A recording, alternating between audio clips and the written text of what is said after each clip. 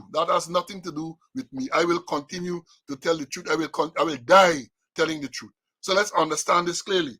So let me tell you about the issues leading up to the charge, because I make a big issue over that in the submissions that Conway and I were charged criminally for conspiracy to commit fraud and all of that. And they were trying to use that as the reason. As a matter of fact, when the Prime Minister wrote us the first show cause letter, that is what was stated. For the reason he wanted to advise the President to suspend the commission is that we were charged criminally.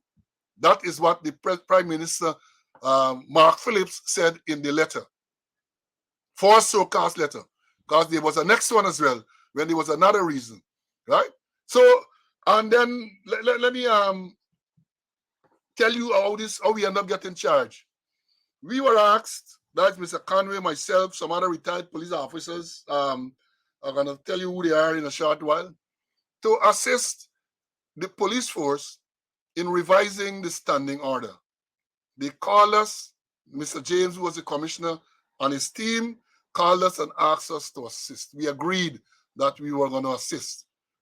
And we started to assist in that process. I'm not going to go into the details because this is one of the charges that is still pending before the court.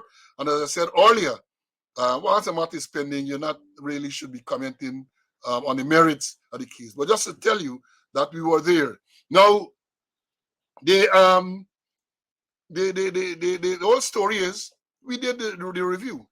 We assisted in revising the standing order. Even some of the statements they made in the charges, we're going to get the opportunity to deal with it in court. Now, I alluded earlier that I had a meeting with President Ali on the 16th of September 2020.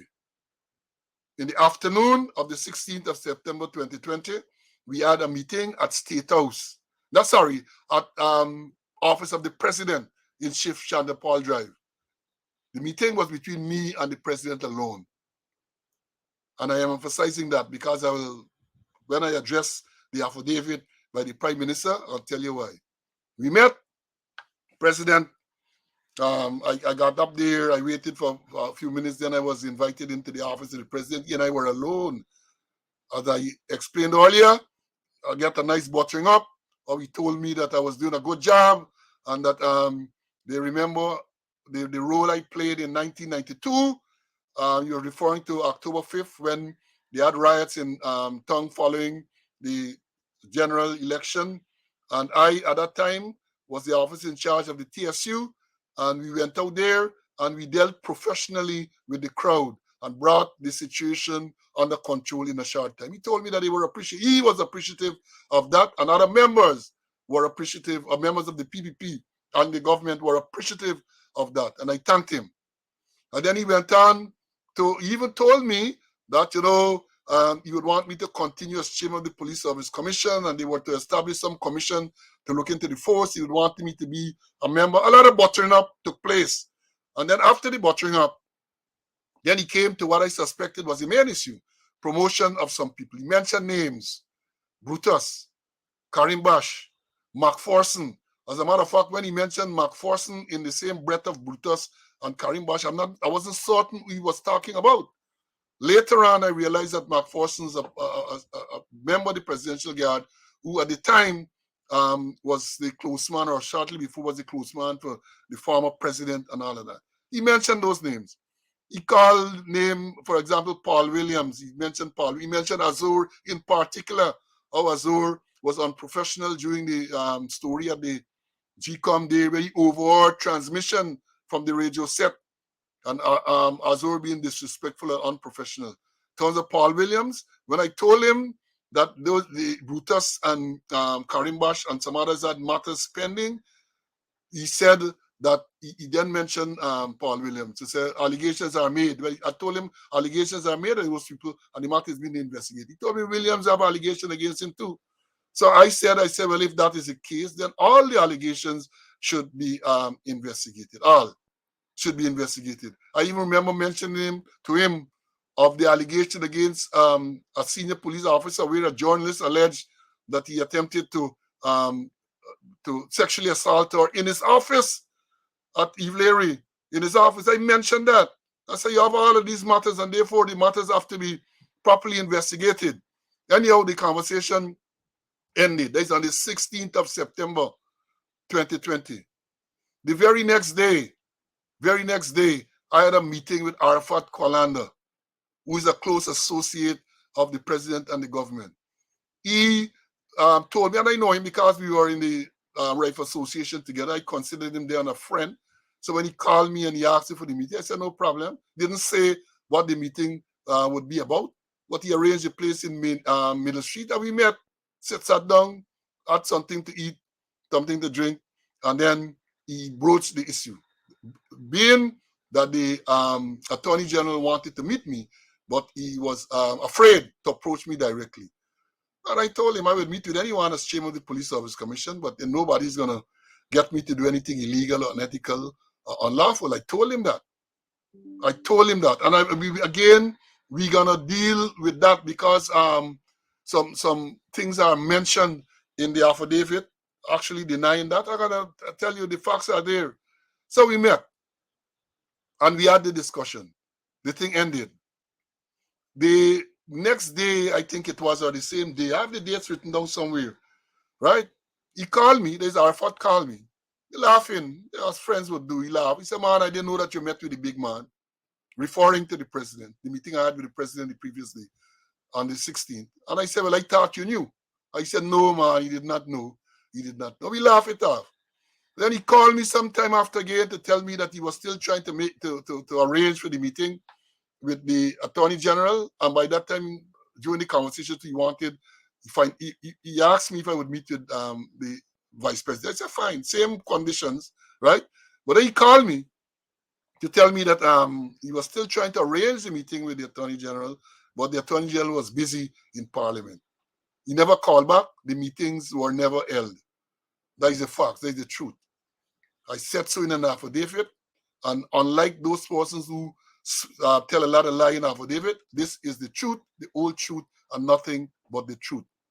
Then the other issue now is the Thomas Special Assistant Commissioner. He was referred to as Assistant Commissioner. He's in the Special Constabulary as Assistant Commissioner. He's a man who is now head of the Presidential Guard.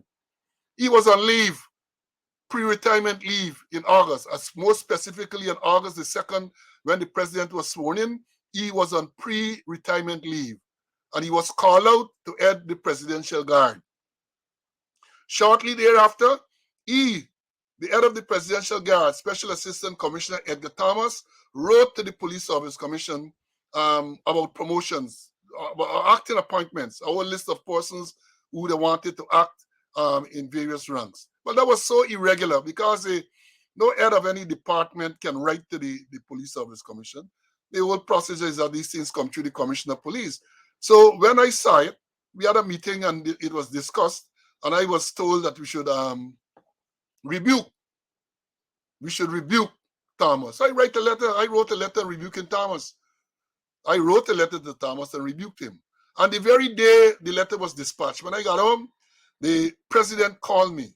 And when I said the president called me on his cell phone to my cell phone about the same matter, and to say that he is the person who advised Thomas that he should make these recommendations to the Police Service Commission. And I told the president that Thomas, as a senior officer, ought to know that he cannot write to the Police Service Commission directly. Even if you told him so, he should have advised you what is the correct procedure, and he should have complied with the correct procedure. And the president said, well, man, in a kind of a light-hearted way, to go easy on Thomas and that, right? Then the next encounter on the night of the 23rd of December. Remember I told you the Police Service Commission met on the 23rd and did a shortlist. On the very night when I got home, I got a call that I should make contact with the president.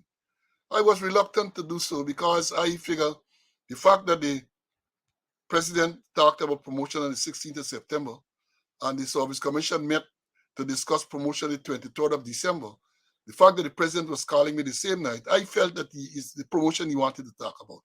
But, as I said, sometimes discipline is a bad thing. As a disciplined and a respectful person, I thought it would not have been the prudent thing to ignore the request of the president to call him. So I reluctantly called. And as I have said repeatedly, that is one of the mistakes I have made. I should have been in discipline and not called. Because from the time I called, he very briefly told me he was on a meeting on the East Coast and so on, and then he asked about the promotion. So I said, yeah, well, we met with the shortlist. He asked specifically for about Brutus and Karim. So I told him, well, as I indicated to you, Mr. President, those persons have disciplinary matter pending. And the rule of the commission is that once you have disciplinary matter pending, you cannot be considered for promotion until those matters have been completed. And oh God, the man tear off. How long these matters are going to be pending? Y'all keeping matters pending just to deny people promotion and all that. So that is not so. This is not so in this case. And he carried on and he carried on, and then the conversation ended. That is on the 23rd of December, 2020. The very next day, on the 24th of December, 2020, that is the Christmas Eve day, the Minister of Home Affairs, Robeson communicated with Nigel Appy, who was carrying out the functions of the Commissioner of Police. They say acting, well, not really acting. He never got acting. He was carrying out the functions, with a list of persons who should be charged criminally for varying offenses, all the offenses related to issues that they were alleging occurred during the standoff with the election. And several of those persons on the list were persons who were shortlisted for promotion. That is on the 24th of December, Christmas Eve day, 2020. The very day, 24th of December, 2020, Calvin Brutus wrote letters to several officers, Cooper, the late Cooper, Philip Azor, Simon, to tell them that they are being investigated by SOCU and CID. He wrote them, telling them that. That is on the 24th of December, 2020, these things occurred.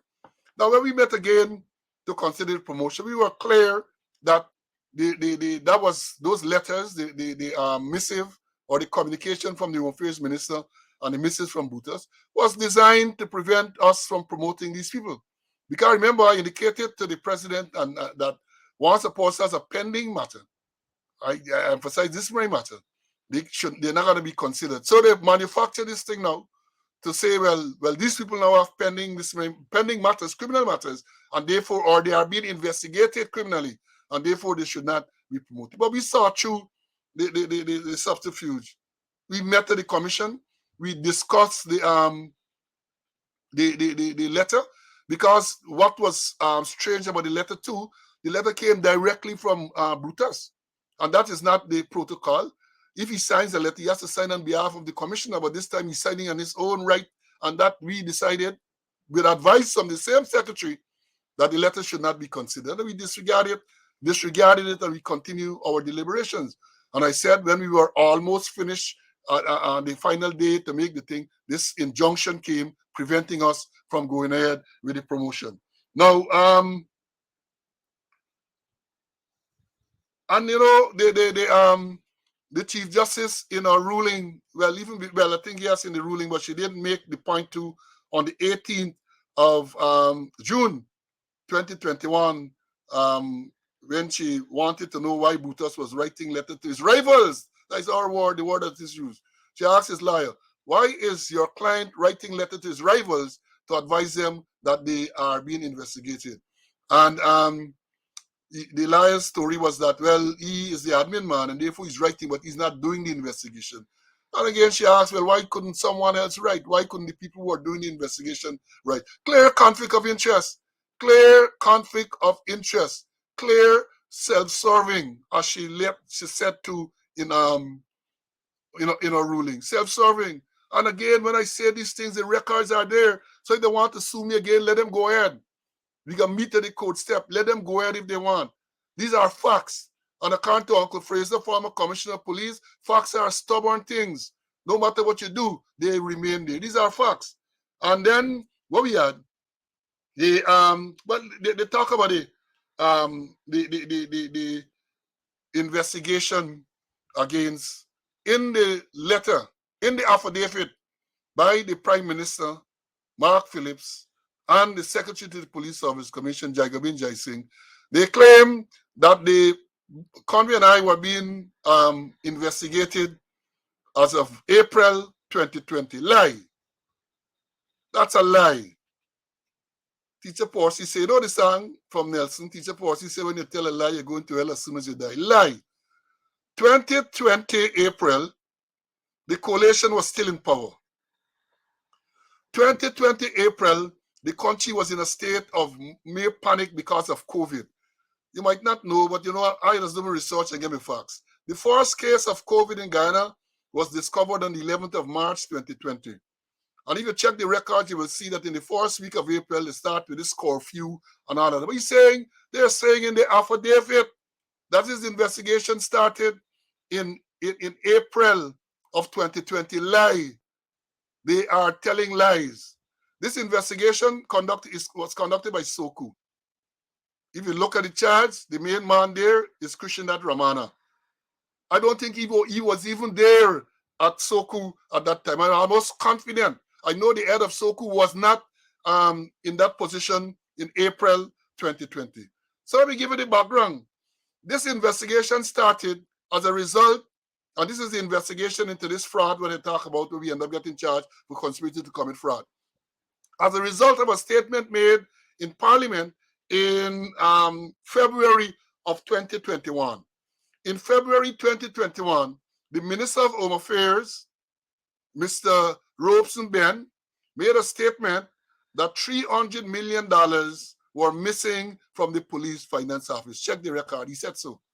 That was echoed by other people as well. $300 million were missing from the Police Finance Office. As a result of that statement, SOCU was then ordered to conduct an investigation.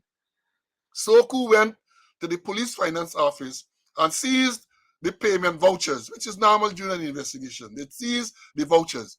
I remember advising the people at the Finance Office that they should not allow SOCU or any other agency to just take away these documents like that. A record should be kept.